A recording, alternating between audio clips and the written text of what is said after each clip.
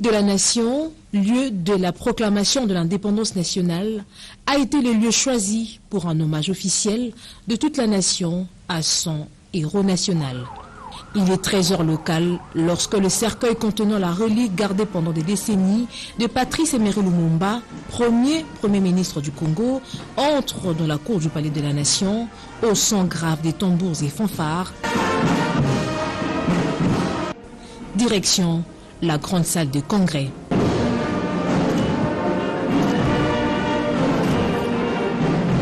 C'est dans cette grande salle que fut proclamée l'indépendance du Congo le 30 juin 1960 et où Patrice Emery Lumumba avait prononcé son discours resté historique.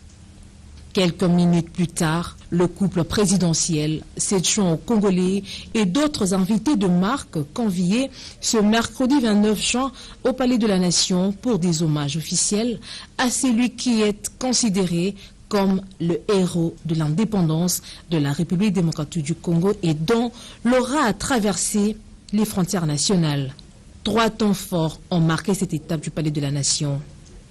Le dépôt des gerbes de fleurs et recueillement des différents invités de marque, représentant des chefs d'État d'Afrique du Sud, de la Côte d'Ivoire, du Sénégal, de la Guinée équatoriale et du Royaume de Belgique, sanctionnés par le dépôt de la couronne de fleurs aux couleurs du pays du couple présidentiel de la République démocratique du Congo.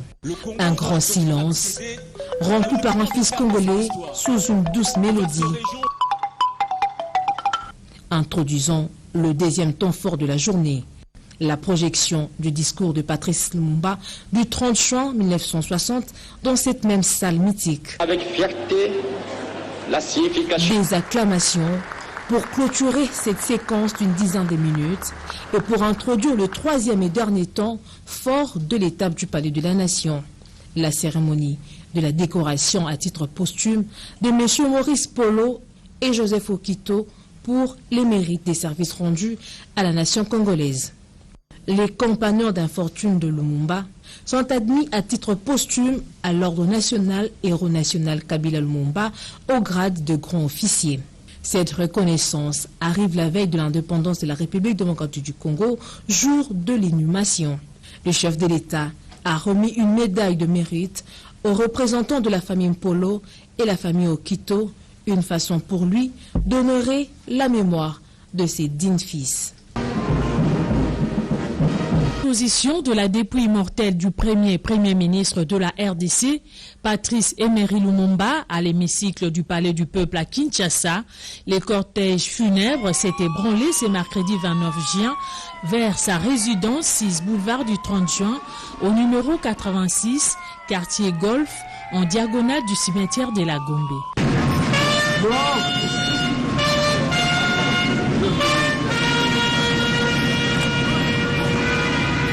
Pendant près d'une heure, les enfants Lumumba, membres de sa famille biologique et politique, ont fait la ronde du cercueil avec chants et danses au rythme tétéla. Quelques autorités congolaises ont rehaussé de leur présence cette cérémonie familiale. Tour à tour, sa fille Juliana Lumumba et sa petite fille Yema Lumumba ont remercié le chef de l'État Félix Antoine Tshisekedi Tshilombo, grâce à qui, aujourd'hui, la famille a pu organiser des obsèques dignes pour cet héros national qui fut leur papa et grand-père. C'est une histoire qu'on apprend, mais c'est une histoire que l'on vit aussi un petit peu au quotidien. Je veux dire, on est là à la résidence familiale et comme je dis très souvent, c'est le fruit de son travail qui fait qu'il a tant travaillé qu'il nous a offert la chance de vivre ici, de pouvoir grandir dans cette belle résidence et elle est forcément pleine de souvenirs. Donc entre notre grand-mère qui nous racontait différents événements et puis surtout on vit dans un pays, le Congo, c'est un héros national, on apprend son histoire tout en vivant aussi le plus ce côté intime à la maison.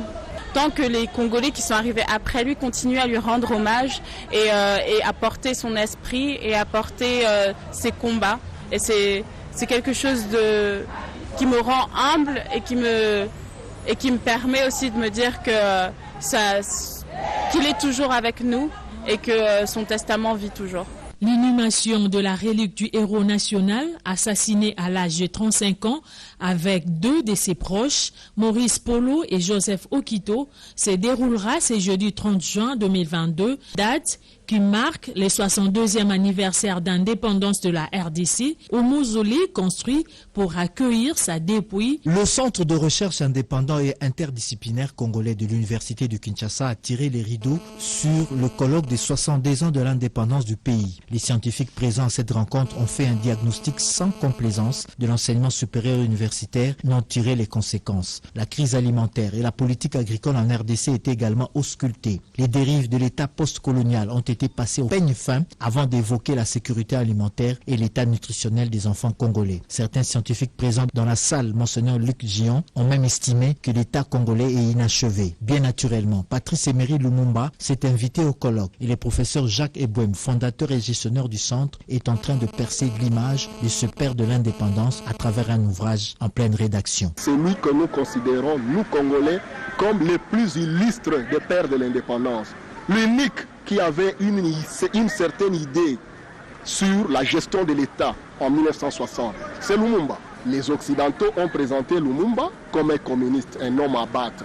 Tout le temps, on l'a présenté comme les Congolais qui étaient contre l'indépendance. Alors qu'en réalité, nous devons reconsidérer l'histoire, réviser l'histoire. Pendant que les participants étaient à Kinshasa, le secrétaire général à la recherche clôturait le colloque par visioconférence depuis la capitale belge où un autre colloque similaire était en train de se tenir. Cette exposition grandeur nature, beauté et couleurs de l'art moderne et contemporain de la RDC n'est qu'une expression éloquente du génie congolais, une mise en valeur de l'immensité culturelle dont regorge la République démocratique du Congo. Dans cette galerie Palanca, ouverte au public du 25 juin au 25 septembre dans le cadre des festivités de l'indépendance du pays, les visiteurs peuvent découvrir la transversalité aussi bien la fragilité des relations humaines. Dans ces différentes créations, des artistes peintres, sculpteurs, céramistes congolais ont aussi travaillé sur des matériaux pour marquer la singularité dans le langage artistique qui les distingue des uns aux autres. Cette exposition est riche en couleurs et haute en qualité. Il faut noter que les œuvres sont des œuvres qui viennent quelquefois de très très loin. Et l'effort, il y a eu un gros effort ici, c'est de pouvoir rapatrier certaines toiles, certaines sculptures pour que ça soit bénéfique à tous les Congolais. Il y a une exposition permanente, les œuvres sont à vendre, il y a une partie de la collection qui est présentée, et il y a les artistes contemporains qui sont là, qui sont vivants, avec lesquels on va continuer à collaborer. Pilipili Moulongoy, Albert Mongita, Modeste Pané, Lusansu Tedi, Diki Songele, Botembe et autres sont ici représentés par les produits de leur intelligence artistique. Au cours de cette cérémonie, Julie Théis Tchongo n'a pas tari d'éloges à l'endroit de sa mère ici présente et a rendu un hommage à son père, Feu